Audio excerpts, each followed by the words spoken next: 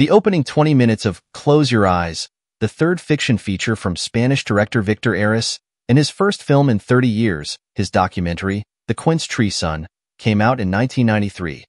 The debut feature that made his reputation was 1973's The Spirit of the Beehive, are as quietly spellbinding as anything you'll see this year, or decade, or century. The time is 1947, shortly after the Second World War, and the Spanish Civil War as well. The setting is an estate outside of Paris called Triste del Rey, the sadness of the king, and the characters are an older man and a Spanish man in middle age.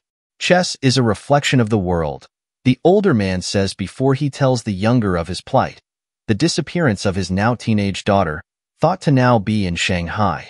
He refers to a movement made by this loved one as her Shanghai gesture, and real heads will know. This movie is threaded through with cinematic illusions. And this scenario isn't even the actual movie. It's two-thirds of the extant footage of a never-finished movie called The Farewell Gaze.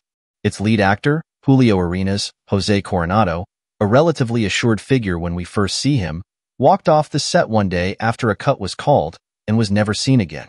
This, we learn, was in 1990. The movie cuts ahead to 2012, and its director Miguel Garay, Manolo Solo, whose deep-set eyes convey universes of worry and sadness, is approached by a Spanish television series called Unresolved Cases, yes, the unsolved mysteries thing is worldwide, to discuss the movie and his missing friend. He's not sure about working with these people, but they seem to have integrity and they're offering him some money, which he can use. The Farewell Gaze experience put him off directing. You can see why it might, and after writing a novel or two, he's barely scraping together a living as his dotage approaches. Researching on behalf of the program takes him into some storage facilities, and even another part of Spain altogether. The movie begins in Madrid. He consults his adult daughter, played by Ana Torrent, the little girl beguiled by the image of the Frankenstein monster in Beehive, an old girlfriend, and his former film editor. All through his journeys, the movie retains a quiet tone, one that grows ever more contemplative as the story inches forward.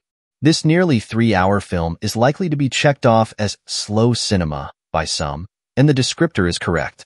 But Erice's deeply personal style isn't tied to anything resembling a trend. The movie's central mystery is solved about two-thirds of the way into the film's running time. It's not paradoxical in any way that the film becomes even more enigmatic after that. Close Your Eyes is about seeing, and about recording what you see, and it's also about what you can't see even when you're looking. That is, a reintroduced character does not convey to the viewer anything definite in terms of what's going on inside them, what they recognize, or what they don't. We have an epistemological puzzle here that you may or may find the film's finale, in which the last 10 minutes of Farewell Gaze are screened for an invitational audience in the hopes of unlocking something for one of its viewers, solves, or again, not. The movie's senses of cinema are never present for self-consciously clever, self-referential reasons. Rather, they're deeply intertwined with considerations of age and mortality.